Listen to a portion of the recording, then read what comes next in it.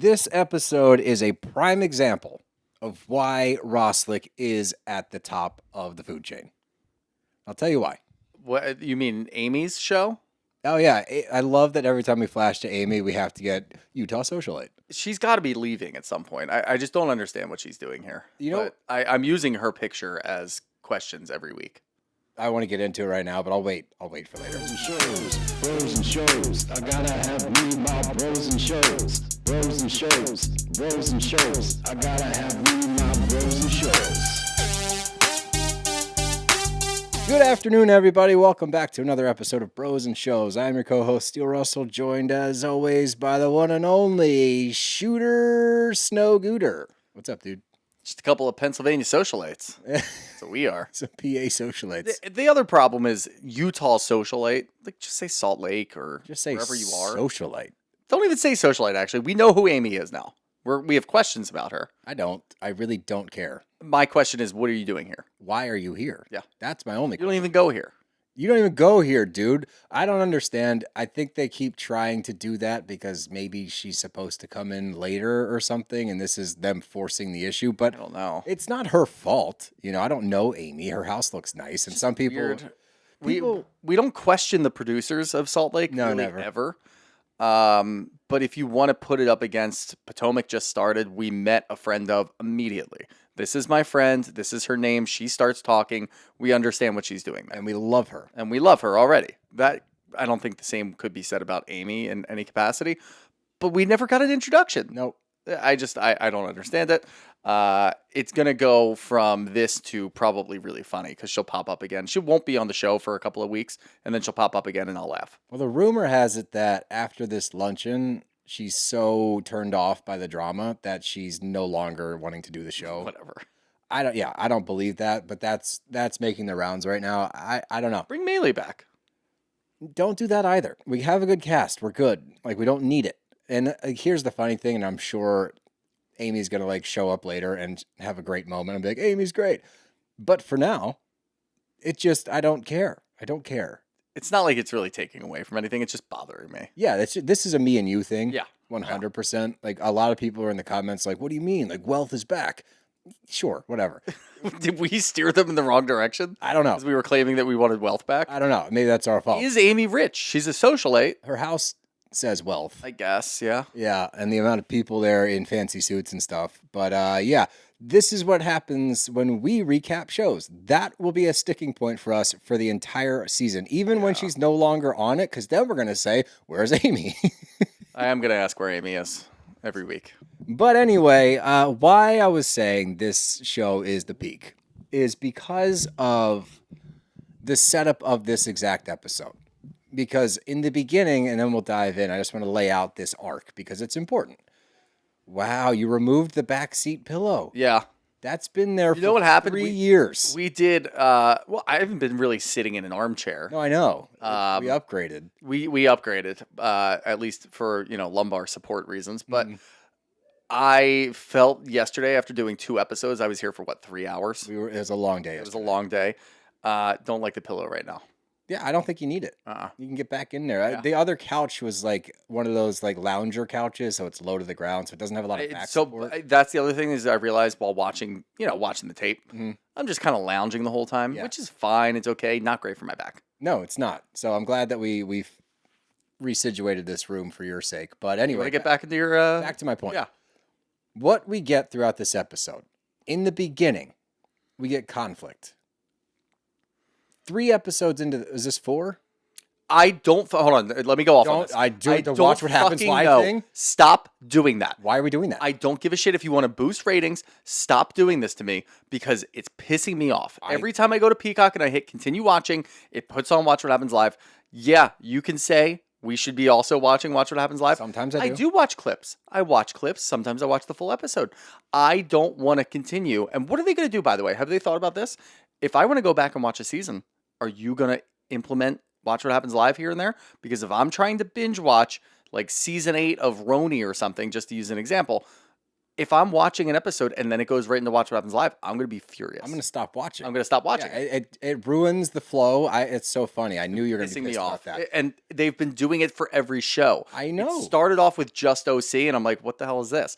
Then Miami started doing it. Now we've got it for RHOSLC. I'm pissed. Yeah, don't do that. It's annoying. It's really annoying. That's funny. I was pissed off about that too. But back to what I was saying. I believe this is episode 4. It might be 3, but regardless. It's episode 7, so it's 4. Oh, that's so bad. Yeah. I hate it. I hate it so much. Mm-hmm. But for the 6th time, let me try to explain this. So, in the beginning, we get conflict. We get conflict resolution quickly in the season, which is much needed. We love when we're able to wrap things up, get the group back together, have a little kumbaya moment. It's very important for making a show move forward. Now, later on, because after conflict resolution, I'm like, oh shit, it's really early though. And if we're all cool already, that doesn't bode well for later down the road. Bang. New conflict, similar people, different conflict. It's also Lisa picking and choosing her battles. Love that. And I think this works really well. And again, we've always said that Lisa's a very good housewife because she has that delusion factor. And she also has the it factor. But once it gets to the point, and we were at that point in the first 3 episodes where everybody is jumping on Lisa, and we see that at the conclusion of this luncheon, if you want to call it that, whatever it was, everybody's pretty much telling Lisa, hey, you need to stop doing what you're doing in so many different ways. And there's a lot of levels to it. But the lowest of all would be Heather trying to do the, I understand what you're doing. I understand what you're doing. I understand what you're doing. But Lisa, and she only singles out Lisa for the most part, that was enough to say the whole cast is pretty much against Lisa. Lisa, you have to resolve some of these conflicts. Not all of them, just a few. And then pick and choose the ones that you want to continue to go and get a little deeper with. That's perfect. Great. Because if you do it the right way, which I think she does, and I'll argue that as we get closer to, the Bronwyn resolution and then going into the Angie K stuff, she does it in a good way that will continue furthering the storyline, furthering the season, and continuing to get that conflict going. And then obviously there's going to be things here and there that are going to continue everything else. Yep. It's such a good structure, whether intentional or unintentional. It just lays out so well that we can look forward to new things, not get stuck on things. And it's something that this show has always done exceptionally well. So I had to highlight that before we dive in. So now I said luncheon in my notes. So we're on the same I think it was a page. luncheon, yeah. So we're at the poster board luncheon, and this is like the aftermath of everything blowing up. Whitney excuses herself from the room, which I still believe was like a great move by her. We don't like walkouts. That was one good walkout. So Her explanation in the beginning of this episode was, I think I kind of forgot how I felt last week because we agreed on that. And when she starts explaining, I just needed to remove myself from the situation because I wasn't going to let her do that to me anymore. I'm like, it's kind of a coward move. yeah, sure. Because I also do think that you had Lisa where you wanted her, whether you knew it or not in the moment. Whitney's not going to recognize that. Whitney's not going to recognize that. This is the only time that Whitney's ever even come close to sniffing an upper hand in a situation. You actually kind of had the upper hand. Lisa was screaming nonsense, and you had her right where you wanted her, and then you walked away. Little dramatic, sure. Maybe you get some sympathy from other people, sure. But in this moment, watching this episode, I kind of wanted to tell her, no. Counterpoint, that resolution that we see with Heather stepping in Probably wouldn't have does happened. not happen because All right. Whitney I can see it she's that not way. able to, when she's in those moments, no fault of her own, especially when you're going against Lisa because she doesn't let you get a word in, and I'm sure it gets under people's skin. Yeah.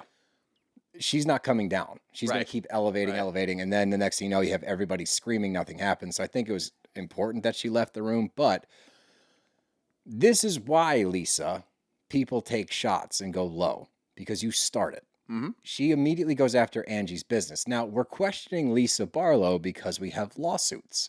We've seen the lawsuits. We need to understand what's going on. That's where the questions come from. That has nothing to do with the amount of studios that Angie K does or does not own.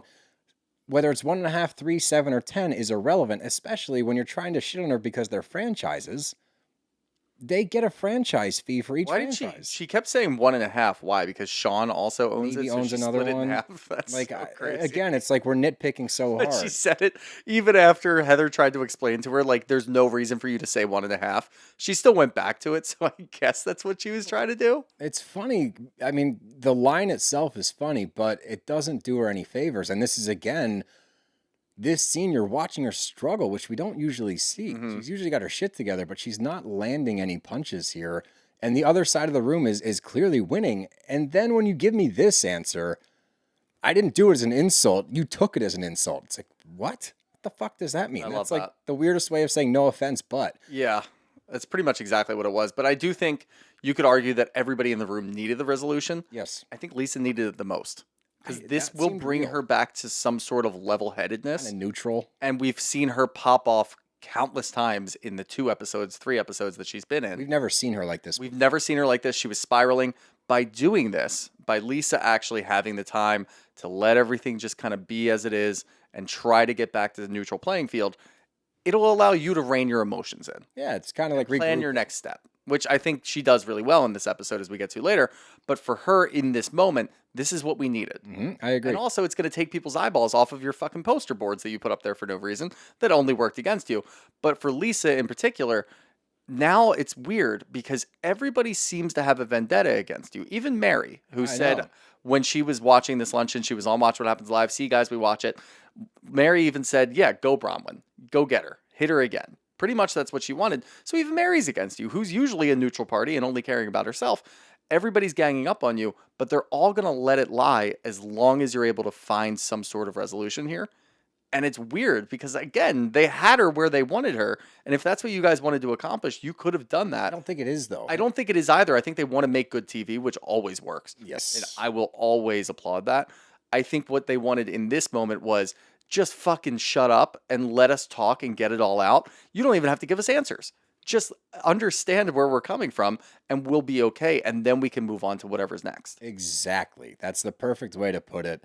And, you know, sure, the line itself was funny. I didn't understand it, but, you know, Angie saying, I franchise, you do French fries.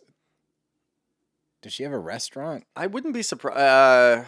I mean, where were her and Tequila Bronwyn? Lounge, the Vita Tequila Yeah, Lounge. is Maybe there they make French French fries? fries, but that she still owns a business there. I don't know. It was a funny line. I love that Mary's like, what? That's a good one. Good job. But I agree with everything you said. I think the regroup is important. And I think where Angie tends to run into problems, I don't fault her for going low. And, you know, Heather is always going to have LB's back no matter what. So, like, the splitting hairs of, like, why Angie's more wrong than Lisa's annoying. But at the same time, Angie does get herself into trouble because of lines like this. She goes after Fresh Wolf, which I get. You know, it's been sitting on your shelves for a while. It's an easy target. But now you're bringing Jack into it. Now we are towing the line of the kids. I get going low to meet her where she's at. Sure. But for whatever reason, and this is like a talent of Lisa's, I don't know why. It's probably because Heather's going to be the one to defend her.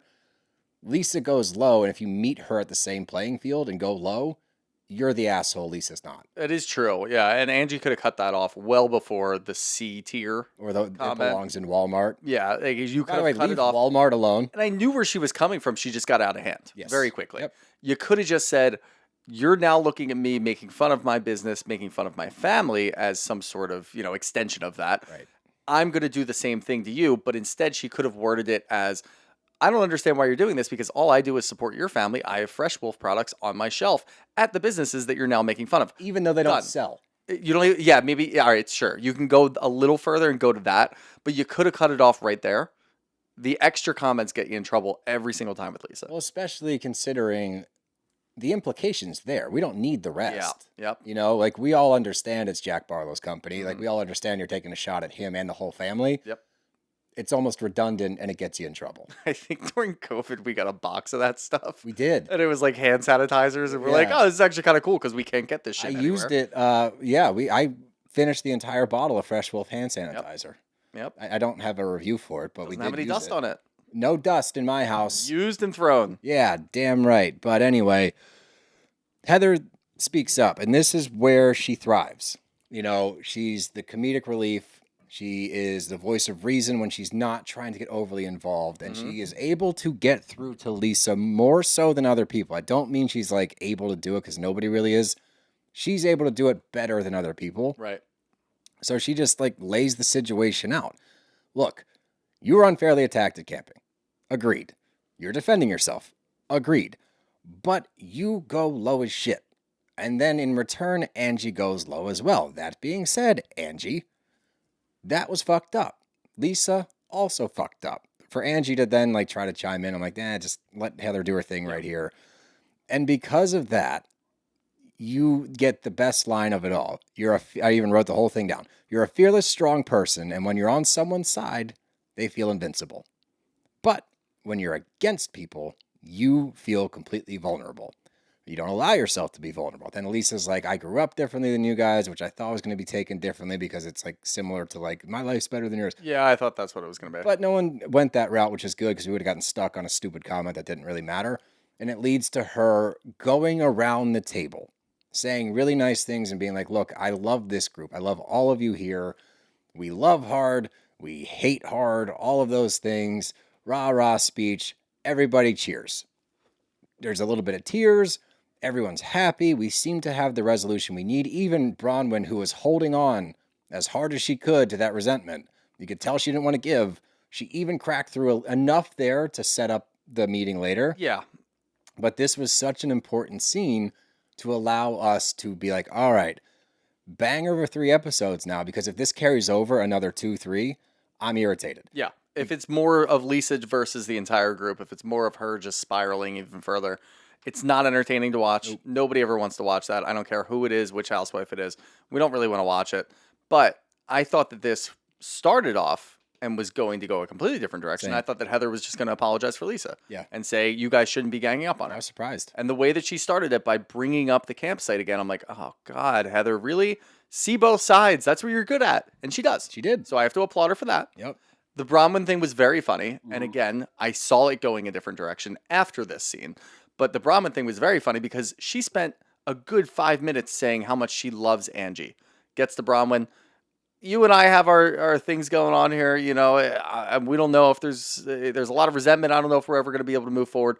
But at least we can just squash that. And I thought Bronwyn handled herself really well. She did. She's like, I take no pleasure in seeing those Correct. things. And I think that was the best thing that you could say because it acknowledges, yeah, I went digging, but you were an asshole to me. And there's a lot of resentment there. And I take some of those things back and we can have a further conversation about that as they do.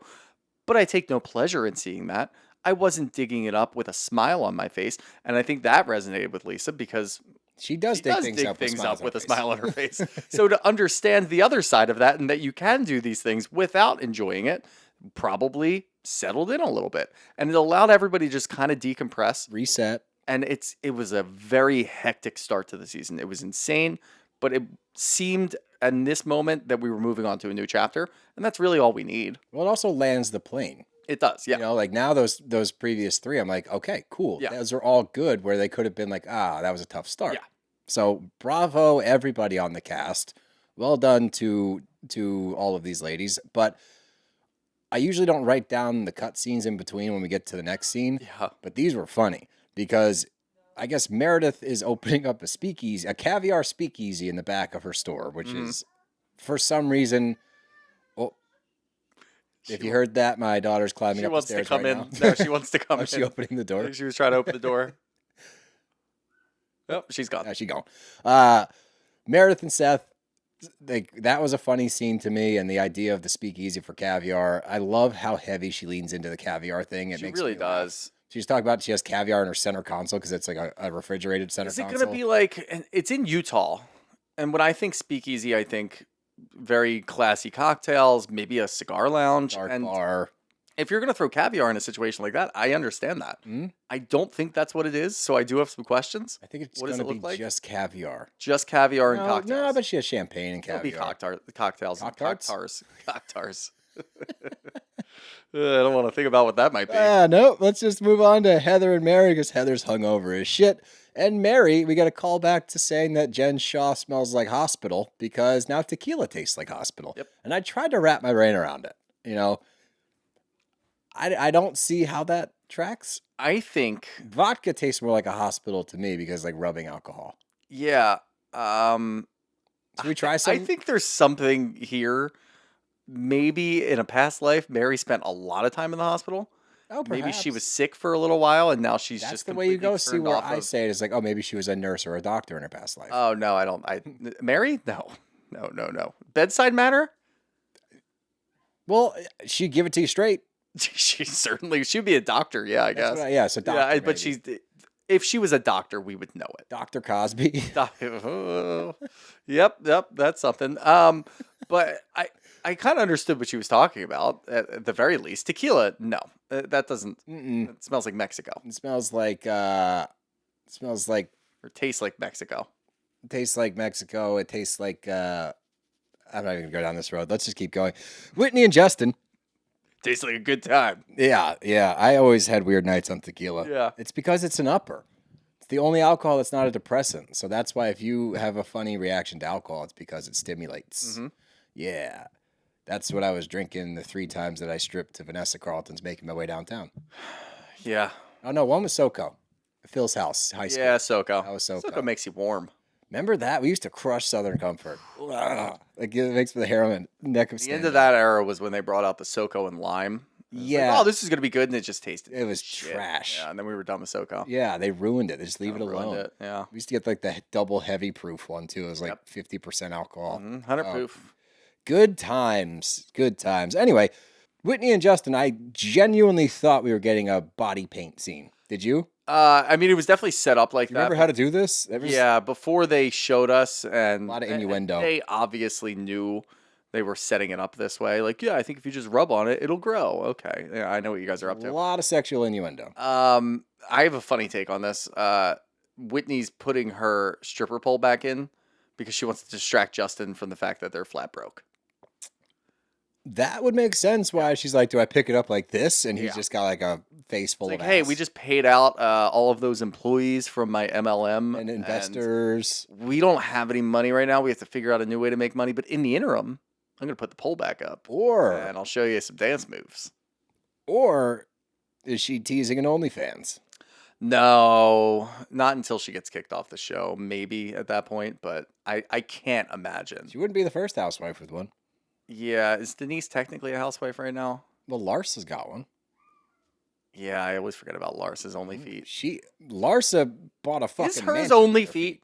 I don't know. Somebody was going to do, oh, Zach was going to do research on that. Did he ever do? He did. I know he got it. Yeah. I think it was an OnlyFans, but I don't know. That's kind of what I thought the route was, but instead we get to just hear, sex jokes back and forth and whatever. As long as they're smiling through this mess that they've created for themselves, like, okay, cool. Sure. I also love her disposition towards the rest of the Utah moms knowing that she had a stripper pole in her house. I actually respect it. Where it's like, fuck it. Yeah. Yeah, do your thing. Who cares? We're a fun house. Yeah, live your life. Who gives a shit? Now we get to Bronwyn and Lisa at the Vita Tequila Lounge. And, well, it's Premier. This is where I don't think it's their venue. I think they have a lounge in this place, like the Premier or something, and it's the Vita Tequila She's Lounge. like a sponsor. And that's That's what it that's felt why like. she goes to all of these events. She just has Sponsored by she Vita uses Tequila. the company funds to sponsor certain events and gets to show up, and then she acts like she was invited to the events and takes pictures of people. I think that's That's what's going on here. what I think too. Yeah. Yeah, which I don't care. I'm not judging you, but the setup don't though. put makeup on a pig. That's the thing, like the setup for all of it. Even here, she can't help herself when they sit down because she's like, we have lots of parties here, lots of fun people on stage, and she was fishing for Brown to be like, oh, like who? And Brown's like, yep, I know how you are. Anyway, Steve Carell. yeah. Who else did we get? Anya Taylor-Joy, I believe, was one of the names dropped last I week. think so, yeah. Who phenomenal actress. But anyway, I actually respect Lisa leading it off. Look, I wanted to have a sit down with you away from the group. There's a lot of voices in there. Let's just hash this out one-on-one, finally. And they both have reasons to feel hurt. Yeah. I mean, if you want to go back and start to figure out who threw the first stone, you could probably point at Lisa, but I don't think that's really important. I think that the biggest thing here, as Lisa said at the luncheon, it's like, I acknowledge something in you. I think that they're like, and this is going to sound weird, but bear with me here. I think they're similar in a lot of ways. I think Bronwyn's more buttoned up and quieter. And as she says later, like, you get loud, I cut. Yeah. I think that they like butt heads so much because they operate similar, Yeah. but just in a different style. I think similar things bother them, Yeah. but their reaction to those things is different. Yes. I think that's probably what it is. So they do have the same quirks, and then once push comes to shove, they're completely different people. But at the core, they're kind of the same. I did appreciate this conversation, and it was sort of like a continuance of Lisa being vulnerable at the end of the luncheon, talking about vulnerability. I did love it during that luncheon when she went through her whole spiel afterwards, had to announce, this is me being vulnerable. Yeah, we It's know. like, we know. Yeah. Like, you don't have to smack us in the face She's with it. working on it. She is working on it. And I truly do think that she might be working on it because she's found herself in a weird position where everybody's pointing out the exact same things. And I think maybe she realizes, okay, I can't do that anymore. That's not what I think. No? At all. No, I think she realizes that she shouldn't do it anymore, but she's still going to continue to do it. I think she's the same exact person, but realized there's no way out of this corner. So Yeah, I I'm need not to using the pivot. G word yet. Yeah, no. We'll see if she actually evolves into somebody better. But I truly believe she was backed into a corner. Was like, okay, this isn't working. Pivot. That's why it's interesting too, because I thought her idea to pick off Bronwyn here, do a one-on-one, try to squash everything, try to at least get back to a neutral territory was interesting because where it was going, and we saw this, Bronwyn walking around looking at all the different lawsuits. Whitney was just kind of following her around like a puppy. Whitney is Lisa's number one enemy. She will always go after Lisa. Lisa will always go after Whitney or at least knock her down a couple of pegs. But it seemed like once Bronwyn got involved, then you've got Angie, a formidable foe. You got Bronwyn, who seems to be standing on her own right now. We still, jury's still out. We'll see if she has a similar crumble that she did last year. But right now, she's standing on her own. Her and Angie are teaming up. Whitney's now along with that. If you remove Bronwyn from the situation, a center cog, if you will, Yep. the whole thing might just fall apart. Then And you're then just you up can at against least Angie. exactly. Then you're just up against Angie, and you know how to fight Angie. Yeah. I don't think she knows how to fight Angie, Bronwyn, and Whitney all together. Well, But if you Whitney's remove one of them, it might be okay. Whitney's noise. Yeah. Right? So you can't focus. Yep. Bronwyn's going to find things, and Angie knows how to push her buttons the best. Yeah. Angie knows what to say to Lisa to get a rise out of her. Yeah, she knows the personal things that'll really bother her. Yeah. Bronwyn is more, and we saw this at the end of episode 2, she's buttoned up and she's calm about it, which probably scares Lisa a little It bit. does. And I think So if you can remove that from the equation, you're in a much better situation to take on the other people that are bothering you in some way. I agree. And the way they go about it, they do not hash thing or rehash things, which I think is smart. I think Bronwyn's like, let's not do this and go back and like Yeah. tit for tat. You did this, I did that. Which did is this, I always did an that. annoying scene too. Yeah, I don't need to see because we've seen it, obviously, and then we get million cutscenes during this where we really see it. But the kids come up, and Bronwyn's like, "I never went after your kids," and it's like, true, but whatever. And they're able to come to some kind of agreement here where it feels like I think Bronwyn intentionally says, "I want to get neutral, not I want to be friends again," Right. just because she's being guarded, which is smart. But to wrap it up with, hey, that one moment where we talked about Gwen, and it was an awkward position because you're friends with the family, you're saying all Right. these nice things. Meanwhile, I'm dealing with a much different family, but it's the same people. Bronwyn acknowledging, I don't think it was your intent to throw stones there and try to hurt me, was big because now Lisa needs that to be able to return that and be like, I never intended to hurt you. Correct. She Yeah. wouldn't have given that to her if No she still chance. said it was malicious. And also, I don't think Bronwyn believes what she's saying, but you but- don't have to in this situation because if she understands how Lisa operates, that's what you have to do. And that's not even really giving up a whole lot. It's just saying, essentially, I forgive you for doing that, but in a different way that's going to make Lisa feel good about herself. And then she can at least say, that wasn't my intention. It's like, it was absolutely your intention. Without a doubt. That's why you did it. But if Bronwyn's now saying that, then you guys can let it go. Then we're fully. cool. Yeah. Yeah. And they, hug. Everything's cool for the time being. I imagine Lisa's probably the one that lets slip about the fraud and theft or whatever allegations against Bronwyn from the past. See, I have a bad feeling about that one. Or is want- Mare checking her correspondence? No, it's not Mary. I don't think Mary's going to go against Bronwyn. I think Meredith. Oh, Meredith. Oh, sorry. I don't think it's Meredith either. I think it's Heather trying to make a splash. Oh, And that's gonna fuck. piss Wait, me that's off. definitely it. That's absolutely It's really going to bother me because for whatever reason, Heather's got it out for Bronwyn.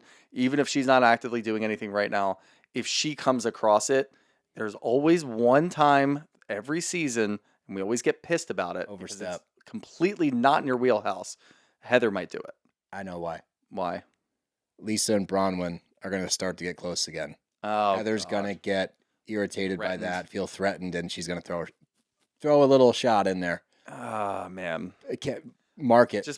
I've just had a really bad feeling, and it started with Heather doing a really good job at the luncheon and me commending her for all of those things. Then I think back, what have you done in the past? Oh, yeah, you always try to make that big splash somewhere in the middle of the season. Never lands. It's always annoying. This one could go a little differently depending on where everybody is. But for whatever reason, when she initiates things, it doesn't work. It doesn't because she doesn't check her boxes. Yeah. You know, she leaves too many open doors and then it falls apart. And then instead of conceding, Yeah. she doubles, triples, quadruples down and then gets pissed off at everybody else. And it's Right. not fun TV because an angry Heather's not fun. Heather is, we've said this a million times, comedic relief, the voice of reason sometimes. And Good just time party girl. Yeah, like we like that Heather a lot. Uh-huh. But they're cool for the time being, which is good because we're able to move on from that as well. Hold on one sec. Okay. And I cannot tell you how excited I am that we're going back to church. Mm-hmm. I didn't realize the church was out of commission for a That little while. painting was the best thing I've ever seen. I wrote in my notes, we need that painting in the We studio. do need that painting. Even if we print it out from like a screenshot. I mean, I do want the painting in its original form, of course, but if somebody were to replace it with Mary instead of her grandmom, fine by me. I would prefer to have the OG painting, Correct. but in that painting, we superimpose Mary's face like next Oh, to Jesus. God, that would be great. We need this photo. It's fantastic. If there's anybody that listens to us that does, I wish we could have met photos- Mary's grandmom. me too, Yeah. and her mom after this scene. I don't know about her mom. I needed, I think bro, imagine cameras. we're having a really hard time with moms on this show right now. I'm gonna I tear don't know if we need that one. Dude, Muzzy sucks. Muzzy, Oh, I know Muzzy. she's dealing with a lot, but wow, that was brutal. But no, I need that painting right here. It can replace us in our first live show. That's fine. It was a big night, but we can move that somewhere else, and I need it right. Not even our first one. No, that was New York with Bachelor Boy. He's not in the It's picture. not there yet, but no, that's yeah, that's a good one. No, but anyway, I want that photo. So if anyone out there does photo printing and framing and things like that, and you think you can help us out with this one, we'll pay you. Mm-hmm. We'll pay for it. Certainly will. So let us know in the DMs or email us. But anyway, this whole scene is about, and I'm shocked that we addressed it, and I think this is a big positive for Mary. I think last year was a great season, obviously, for so many reasons. It was an incredible strength season from her, Robert Jr. She also was involved, like when it wasn't her talking about Robert, she was involved with the group. She actually cared. She chimed in. A lot of good stuff there. This is kind of that last hurdle that we needed from her. Like, hey, you have a weird life. Go back to church. We need to know what's going on at church. I want to know. I want you to acknowledge. Finding out that the church is being renovated and has been renovated over the last 2 years made me feel better. Same. Because it's not like she was actively avoiding it. Right. So that's what I thought it was. And now finding out that they've been renovating. So they're going to open doors at some point this year. God, I'm so excited. I'm so Gotta excited. Get those nails hammered out. Literally. But hearing the backstory of the church, I'm like, wow, could you imagine if we had cameras for that? So It's a whole different show. it's wildly different because on one hand, I'm glad because we haven't talked about the fact that she married her grandfather since she was on the show for like her first season. Mm-hmm. So I'm glad she acknowledges that. I'm really glad she acknowledges like it's odd for everybody. I'm like, thank you for that. I don't think you know how much I needed that. Yeah. To just know that you think it's also weird. But then because of that whole setup, so grandma, wow, my voice just cracked. So excited. Grandma wanted Mary to run the church. Mary's mother wanted to run the church. So by Mary marrying her grandfather, she's next in line. Mom doesn't like that. So mom tries to throw a coup, orchestrate a coup, Mm-hmm. and brings a crew into the church to the point that they had to have police escort mom out of the church. Then mom goes on a press tour and tries to smear her daughter in the paper to regain power. Are you fucking kidding me? That's a movie. By the way, that happened in season 1. I know. She was already filming and already part of the show when that all went down. We missed out on so much. We missed out on so much. We could have broken all of that down. Instead, I'm okay with the afterthought here. This is fine. Let's just work through it. Let's hear some more. Let's get your cousin involved. What was his name? Big Lou? Joe. Big Joe. Love Big I wanted Joe. to say Big Lou. Big Joe. Love Big Joe. I love that Mary goes to her confessional and says, yeah, he's still milking it. Part of the family, but milking it. It's all right. Seems like a good dude. Seems solid. good on camera. He Knew knew what he was trying to do doing. too much. No. You know, he Stayed was great. cool. It was a good scene. It was a really good scene. And then we get to Angie K and Heather, which this is gold. And this is why this show's so good, because Heather comes in to get her hair done from Angie, who clearly hasn't done it in 30 years because she snaps her in the eye with a hair curler. Mm-hmm. But she lets Heather know, this is so fucking petty. I love it so much. At one point, Lisa's assistant shows up. Yep. Hey, I'm here to get all the Fresh Wolf I also products. love that there were cameras here for this. Me too. So they knew. Lisa told them, hey, I'm going to send my assistant over to go pick that up. Make sure you have cameras there. Angie probably thought, oh, this is actually kind of nice. I'm learning all of how the hair things operate. I got to do my whole salon over. You guys are so nice for being here during this. That's not why they're there. Ambush. And love that. It's so good. Lisa texts her, hey, Venmo'd you $600 for the products. If you need somebody to come in and clean, I can Venmo you or pay more because for your dusty salon or whatever. I think the second comment hit Angie so much harder. I agree. I think the first part is almost expected. Mm-hmm. You're almost anticipating she's going to do something. I did mention the Fresh Wolf is here. I wouldn't be surprised if she tries to take it back or offer this or whatever. That was completely par for the course. Yep. The second part saying, yeah, if I need to send my cleaners over and clean up all the dust that's over there, I will. Okay, now you're attacking my business again. Here we go.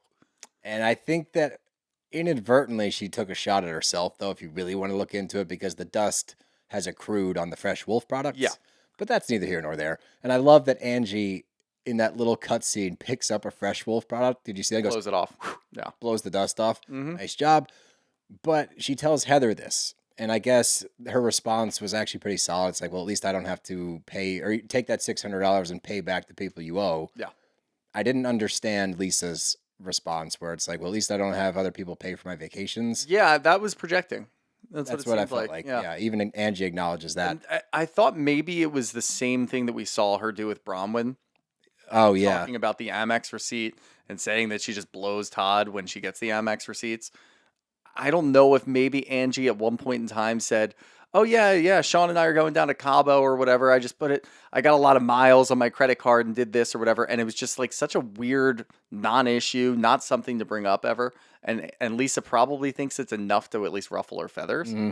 I don't know exactly what she was doing, but it worked. Yeah, I know. It really landed. The exact quote was, at least I don't have to borrow money to pay for vacations for borrowing cards or something. Yeah, it didn't make a whole lot of sense. No, and we haven't heard anything like that either, so it doesn't track. But it's enough for Angie to be like, what the fuck happened? Heather's like, what the fuck happened? And in real time, you watch, and I don't think she's out of line here. She's doing Heather's hair to start, taking some shots at Lisa. And Lisa's like, or Heather's like, sorry, this is what I'm talking about. Because she starts talking about her hair and all that. And it's like, well, what do you expect? Like, this was a petty move. She's being petty in return, but you're Lisa's keeper. So now you have to defend Lisa Barlow. It's like, It's just when Heather's put into the middle of those things. she's always going to lean Lisa. I would like to see just some neutrality from her. If you're in a situation where Lisa's talking shit on Angie, I would like to see the exact same thing. Then at least you're consistent, and we don't really have an issue with consistency here. But if you go and sit with Lisa and allow her to talk shit on Angie, then we're going to have a problem. A massive problem. Because you can't do that and put on this face of, I just want to keep the group together. Angie, you got to stop. Lisa, you got to stop. But only do it to Angie. Yes. It doesn't make a ton of sense. And I agree with you. I don't think that Angie said anything really below the belt. All she said was, yeah, and I don't think that company's going to want her. What? Because her hair is really shiny? It looks like it's bowling. What did she say? Bowling ball black. And it's like, okay, that's not like mean. No, and Heather, I think the big thing is Heather knows this will be on screen. Mm-hmm. And if she doesn't actively defend Lisa at the reunion, she's going to have to answer. Correct. Exactly. I think that's exactly what it was. Yeah. But it reignites conflict for something that we've discussed, but nothing that we've really dove into. So it's similar, but new. It's similar but new, and it's also very funny because at the luncheon, she said, I love you, Angie, and I want to just move on. Do you? Not really. Not really. And that was just goes, to throw you off. That goes back to do my wonder- point that she hasn't changed. Just putting myself in Lisa's brain, I do wonder if she walked away from the luncheon and she's like, I shouldn't have just said I'm sorry and said that I love Angie right away. She made fun of Fresh Wolf. She made fun of my son. So let me go after that.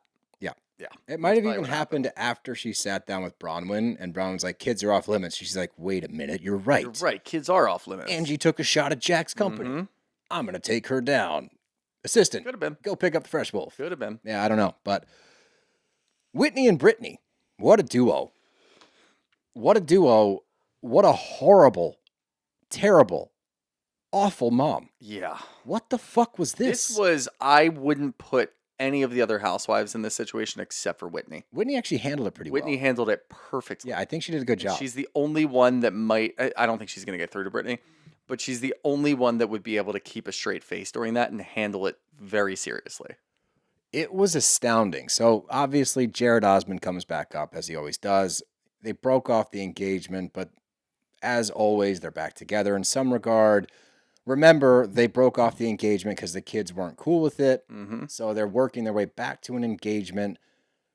I had to write down the shit that she said because I was like, I rewound it. And I was like, you didn't say that. That'd be I rewound crazy. this one too. So the daughter's request to be able to piece their relationship back together. As we know, last season, they had just made like a big first step into potentially having any kind of relationship. Yep. Her request is for Brittany to be consistent to not pick men over her. Mm-hmm.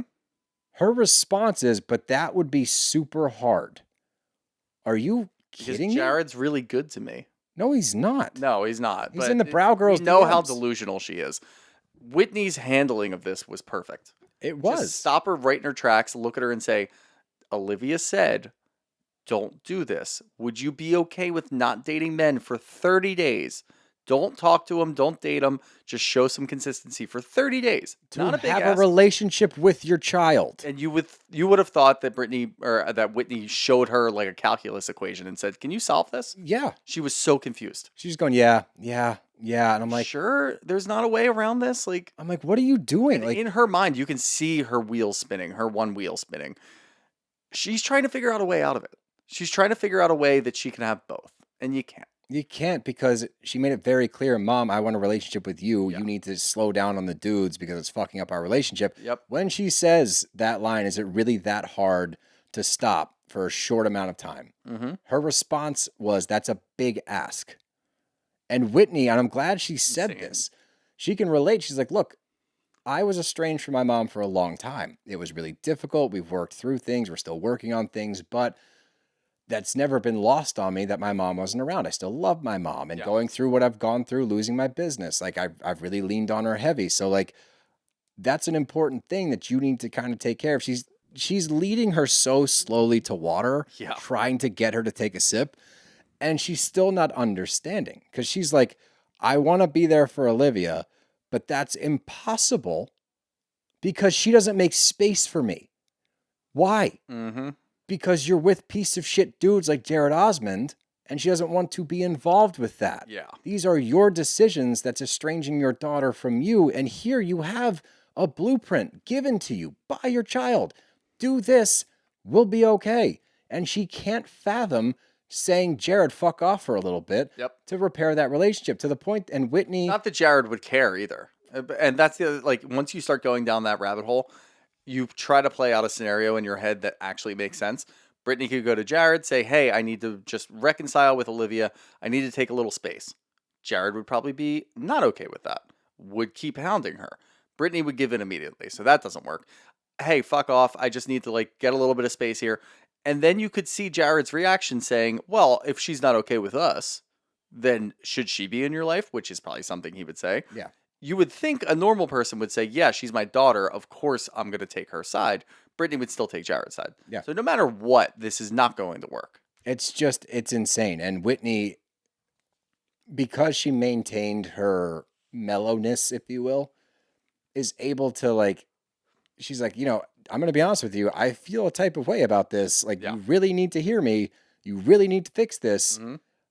I hope that Olivia sees this and cuts her mom off forever. Yeah. I hope they never have a relationship because the fact that she had to sit here and go through the pros and cons of potentially not repairing a relationship with her child, Mhm. you don't deserve to have a child. Here's a woman that has never actually stepped foot in Brittany's house, and she's never stepped foot in Whitney's house, explaining to your mom in the plainest of terms, to do this, and she's still probably not going to do it. She won't do it. Yeah. That's why she kept So saying, this yeah, woman who doesn't know me, has never met me, doesn't even understand what our relationship is like, is pleading with my mom to do it, to hang out with you. just to hang out with you and try to reconcile a relationship. She's not going to do it. No. That's crazy. Yeah. Don't let her back Mm-hmm. in your life. You deserve so much better than that, Olivia. And your mom is an awful person. This was brutal. And it leads us into another horrible mom scene. We gave Muzzy, it's not Muffy, it's Muzzy. Muffy was funnier. Muffy was funnier. But we gave her some slack last week because of everything that she's going through. That's out the window. Yeah, no slack. Zero. No slack left. Gone. Because obviously she's moved into the house. We get a really funny scene, I thought, and any other mom that would have been there would have probably laughed along with Bronwyn. Yeah. Because Logan, I guess his name is that right? Logan and Gwen, they said that they joined a bowling league on Wednesday nights. They don't actually bowl, I guess. So Bronwyn's like, oh, you rascals, like, hey, where are you going? They're like, bowling, bye. And she's trying to laugh with her mom. She is such an asshole. Mm-hmm. And she is so stuck in these old, fucked up Mormon ways of how things are supposed to be. Bronwyn is trying, and I also wanted to point out something earlier where she's in a confessional saying she's trying to be softer, trying to acknowledge that she comes on a little harsh and wants to soften up. Because why? She doesn't want to be like Muffy. Yeah. And I said that intentionally. Yeah, no, that's fair. And she also said something to Lisa about this relationship, which gave me a little bit of hope because she said that her mom explained, sometimes I just need to be a grandmother and not a mother. And it's like, okay, Steps. good. You're trying to remove yourself from the situation and just trying to be a grandmother. And we all know grandparents, they're not the parents of their grandchild, so they are completely hands off and basically let the kid do whatever They're they the want. fun people. And then they chime in here and there or whatever, and it's fine. And that's a good relationship to have. So that gave me a little bit of hope. There's no hope left after this one. No, she's miserable because she's trying to comment on Bronwyn's parenting style, which is so funny. Yeah. Because you're coming from the stance, Muzzy, of look what I was able to. That's how you parent. You did a bad job then. Yeah. If these are your stipulations of what it means to raise a child the correct way, I think Bronwyn, for all things considered, turned out pretty well. Gwen seems like she's got a good head on her shoulders, clearly a good mom. But you want to compare the two and say, that's why, because Bronwyn's like, well, it doesn't bother me. And she's like, well, that's why it doesn't bother her. What doesn't bother her? Hanging out with her boyfriend? What does that even mean? Yeah. Muzzy? That doesn't make any damn sense. And then I'm glad Bronwyn enters with, did the way that you parent work? Boom, mic drop. Yep. And she's like, well, yes, because, and it's like, no, because BYU said no sex. You said no sex. She's like, I never once said that. I just taught you not to drink or smoke or bang before marriage. How did that turn out, Muzzy? You dumbass? Because it didn't work. Because she did all of those things, got pregnant, and still managed to turn her life around. Not even around. You're acting like having a kid, your grandchild who just left the house who you're supposed to love. You're acting like that was a bad thing. This was, at every turn, everything that she said was worse and worse. And that's the worst part, because Bronwyn was trying to show her, like, hey, Yeah. but this is good, right? And she's like, I no. do have a silver lining about all of that, and I'll do that after I get through all of the bullshit that Muzzy was spewing. Okay. I mean, the worst line of all was, and you could see this too, and this was something that we were somewhat ignoring last week. Again, we gave her a pass. First time we're meeting her, she's driving to North California every day, trying to go unpack all of this Husband has stuff. From her Alzheimer's. husband with Alzheimer's. Like, there's a lot of shit going on. Sure. Fine. We give her a little bit of a pass. But in this scene, the way she was reacting to everything that Bronwyn was saying, she always had another thing to say, which was lower and lower and lower. Mm-hmm. And I don't think Bronwyn was taking shots by any stretch of the Not even imagination. remotely. All she was doing is defending herself and defending her child. Yep.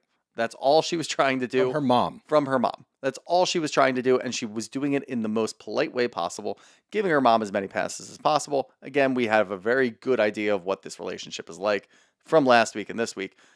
But every time that Bronwyn said something which was fine, she would go lower. It's not like she's trying to get a rise out of Bronwyn. She's trying to hurt her.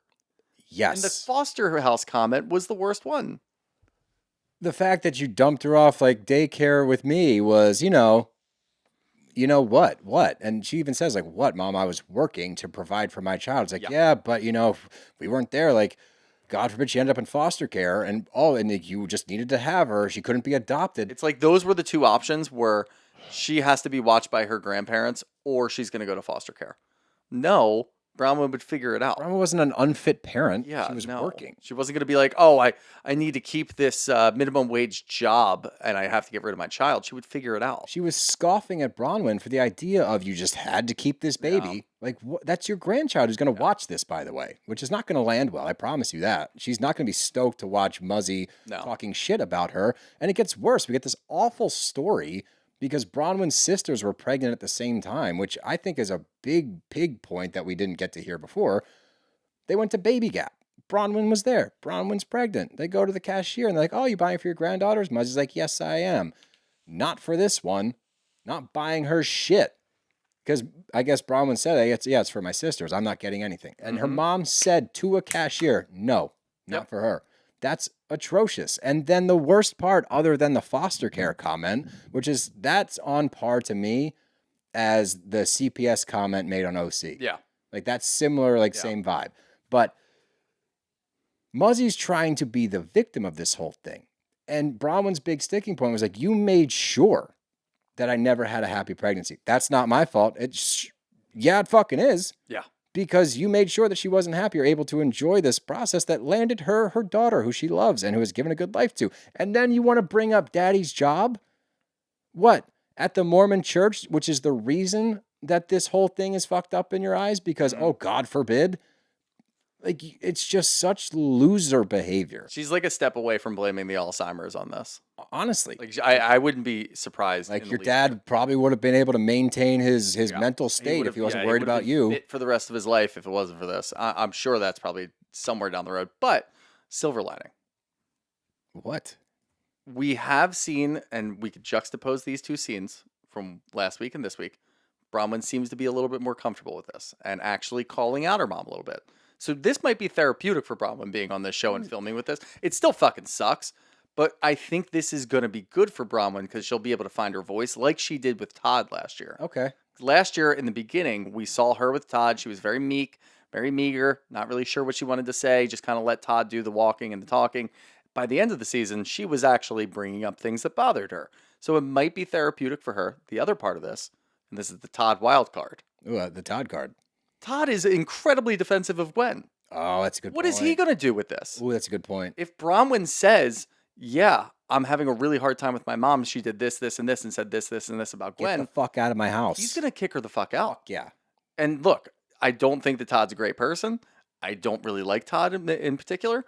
But if we need to sick a wild card who has said some crazy shit about other housewives being mean to his wife, and he said some mean shit to his wife, do you think that his wife's mom is off limits? No, especially living in because his you're house? like 5 years apart. Yeah. Like that's a great point. That is a silver lining. That might happen. It might get to that point. I actually hope so. And that would be good retribution. The scene ends with, like you said, it gets lower and lower and lower. I thought we were going to get her trying to at least be nice at the end. Yeah. You were still holding out hope. No, just not even for Muzzy, just for like humanity. Like for you're related to this person. Mm-hmm. This is your child. She's like, also, just because I don't. Oh, go ahead. Big question here. Sure. What is religion all about? Love, like what? kindness. Yeah, seriously? Taking care of each other. This is your family? This is your it's all grandchild? about family as well. Like, it would be one of those situations where we could see this play out a little differently if she was this overbearing, loving grandmother to Gwen, and Bronwyn felt some type of way because she was never like that with her. That would actually make sense to me. Different story, and though. That would be completely normal. Yeah, and it sucks that it's normal, but that is completely normal in the real world. This is wild, and I don't understand it, and I never understand it when people who are so involved with the church and the church is their whole life, but they're mean to their own children and their grandchildren. That doesn't make any sense to me. It's the Jesus cloak. Yeah. We've talked about it. That's a great line. Is that what it was? Jesus cloak? Jesus curtain. Jesus curtain. Yeah. Jesus curtain. It is the Jesus curtain. You're hiding behind this. Not to be confused with the Jesus painting. No, that's totally different. Best thing I've ever seen. That's the greatest thing in the world. But it ends with this, and this can't be good for Bronwyn's mental health. Just because I don't say you're so amazing or wonderful doesn't mean I don't think so. I'm just busy making sure you don't feel that way. Yeah. So you're actively trying to fuck up your daughter's mental state because of a decision she made when she was 18 years old in college that led to her having a child of whom she has a beautiful relationship with, has built this life around Gwen to try to make sure that Gwen has everything she needs to avoid the mistakes that she made herself. To me, that sounds like a great, amazing parenting story, a great rags to riches story of something that could have went totally left. And instead, she has this beautiful house. She's married to a guy that takes care of her, takes care of Gwen, who's taking care of you, Muffy. And you want to sit in that house and throw stones, you miserable asshole? Go back to Northern California. I don't care anymore. That was awful. And I can't imagine the mental toll it's taking on Bronwyn. The only other silver lining, other than hopefully Todd kicking Muffy out of the house, is maybe Bronwyn will be able to close this chapter and stop vying for approval from her mother. Yep. Do you think the mother and Gwen's dad's parents are friends? Definitely. Yeah, And they probably I talk thought shit that too. about Bronwyn I thought that too. nonstop. They probably run the same circles, socialites. Awful. Utah. It was Amy's there. It was awful. Yeah, Amy Socialite, Utah Socialite was there. But the episode ends with another just amazing scene, which thank God. This was a head scratcher. This was confusing, but like the setup I love because you get Meredith and Angie K sitting down, and I was surprised we even got to sit down. I don't think they really talked anymore other than like in the group, but they sit down and Angie lets her in on what just happened with Lisa, you know, with the assistant coming with the fresh wolf, whatever. And she's like, by the way, just to let you know, back when you and I were feuding and you and Lisa were still good, I was good with Lisa. Lisa reached out to me and gave me some material. She said, hey, you should do digging on this guy and this guy and that woman. There's bankruptcy. I believe there was theft in there. There was multiple allegations that Lisa was telling Angie to go find. All you have to do is Google it. Yep. I believe that 1,000%. I mean, I believe it. The problem is, what can you prove? And we know Lisa, she likes to sit on the phone for hours. Yeah. She's not texting this shit out. There's not going to be any. I don't think there's any proof whatsoever, and Lisa can deny this, and then immediately cast Angie out. I disagree.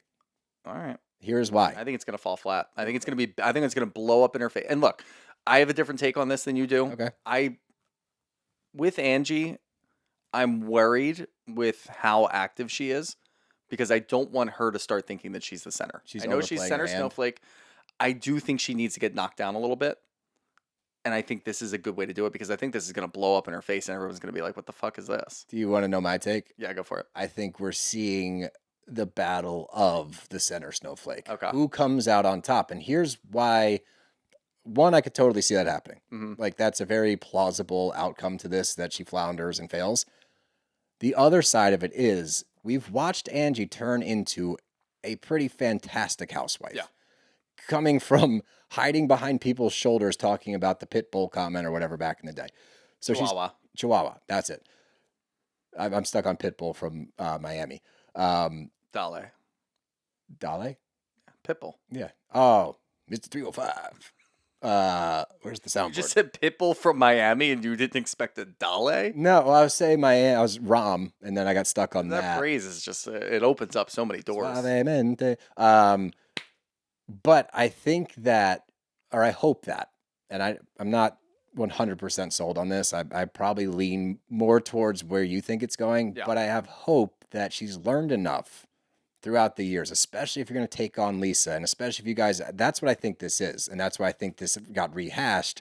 I do think this is the battle for who is the HBIC. Yeah. And I think that Angie hopefully is smart enough now and is weathered enough now where she's like, I'm not going to go at her unless I have receipts. Right. So I think she might have I something. mean, that up her would be sleeve. cool just to see how it plays out. I don't really think she has them. That's kind of where I am right now. And I could be proven wrong easily. Yeah, like yours, like I said, is super plausible. Yeah. Like if that happens, I'd be like, yeah, that makes sense.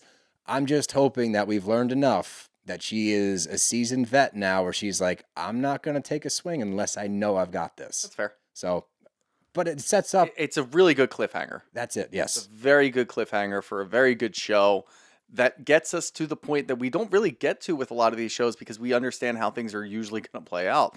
But the fact that we can sit here and debate what might happen next is great. That's so What good. more could you ask for? It makes such better TV, and that doesn't like usually. And I'm sure you guys at home can do the same thing. You could probably roadmap once you get to episode 10 or even 8 of most franchises. You can probably roadmap the rest of the season. This one you can't, and that's why we love them. But let's get to some questions. First one up here from CLL1211. Do you feel like it's a pre-planned Lisa gang up? Not No, anymore, no. not I didn't- anymore. I didn't think it was pre-planned before either. I think it was just boiling over. Like we can't keep putting up with the same shit over and over again. Mm-hmm. From Tessa von Densteinen. I'm sure I got that wrong. Pardon me, Yeah, Tessa von Densteinen. Tessa. Tessa, maybe. I've never been more scared of a woman than Muffy and all of her judgments on Bronwyn. Yeah. I'm not scared of I'm not her. scared of her. She's just an I asshole. despise her. From Steph Rossler RD. No question, but Muzzy would be in a nursing home after that conversation. Yeah, for sure. She might be. Todd might come in, and that would be even funny if he just like, Get the fuck out. no, Muzzy, let's go for a drive. He just pulls up her to off. see ya. Talk That'd about be my great. stepdaughter like that. Go fuck yourself. From It's Sin. Do y'all think what Whitney told Brittany at the plant shop really got through her head? No. Nope. I No, don't think she so was, at all. as Shooter said, she was trying her absolute best to mental gymnastics away into being able to just be with Yeah. Jared. Oh, this is actually really good. I forgot to bring this up because I was thinking the same thing. From, I can't say this name. Can you guys just have better names on Instagram that me we see can it. read? GT Giarolo. It's just tough. GT Gerulo. Yeah, we'll say Jason Gerulo. that. Mother off Reba, Sutton's mom, or Muzzy. Who do you pick? Reba. Reba, because there was a fucking resolution at the end of all that. We had a lot of things to say about Reba during that, but it seemed the way that was going, it finally got to a point where she was going to be supportive of her daughter. I don't Yeah. see Muzzy ever getting supportive of her daughter. You can also compare two very similar lines, but they ended differently. Reba said, just because I don't say I love you doesn't mean I don't love you. I love you. Muffy, who gives a shit? Well, I have to read it again. Just because I don't say you're so amazing and wonderful doesn't mean I don't think so. I'm just busy making sure you don't feel that way. Yeah. Different. Yeah. Next up here from Beck Gibbo. The lack of apology to Whitney, but one to Heather was the final straw between Lisa and Whit. The final straw between Lisa and Whitney happened like 3 years ago. They are irreconcilable. The final straw between Lisa and Whitney happened when Whitney said, I heard you blow a guy for jazz tickets. Yeah. That was it. And There was honestly- no coming back from that one. Probably before that even. Yeah. Lisa wrote her off a long time ago. Yeah. We'll do one more in here. A lot of Muzzy content, huh? I think Actually, we we'll took do her to task. We'll do two more here. From Stephanie Muse. Do you see Angie stepping into a villain role? I'm not reading the end of that because fuck the Dodgers. It might be anti-hero, perhaps. I don't ever see her Yeah. going full villain. I don't see a full villain on this show really at all. No, because everyone has like some form of redeemable quality Yeah. where you're not like, wow, she's awful. Like we haven't seen a villain on this show since Jen Shaw. Even Monica Garcia wasn't like full-blown villain No. until you found out that she really was. Yeah. But during the season, she wasn't taking that stance. I think Jen Shaw was the last like villain that we've seen here. Agreed. And last one here from Foosh78. Will Heather ever stop kissing Lisa's ass? No. Ever? Nope. No, I don't think it's gonna happen. No, and like you just see proof of it. Even in this episode where she is trying desperately to be neutral, she still can't help herself. Yeah, for sure. But yeah, that's it. Well, I mean, we're off to a great start. This show rocks. I'm so happy it's back on our screens. Potomac is also back. If you haven't listened to that recap, go ahead and listen to that one now that you're done with this one. That's also off to a good start. We've got a lot of our non-housewife shows starting to trickle back in soon. It's a good time to be a Bravo fan, everybody. It's a really good time. We've had to put up with Sure some is. shit to get here, so enjoy yourselves. But that's all I got. You got anything else? Nope. All right, let's go watch the Phillies lose again. That's our show. Bro's got to go.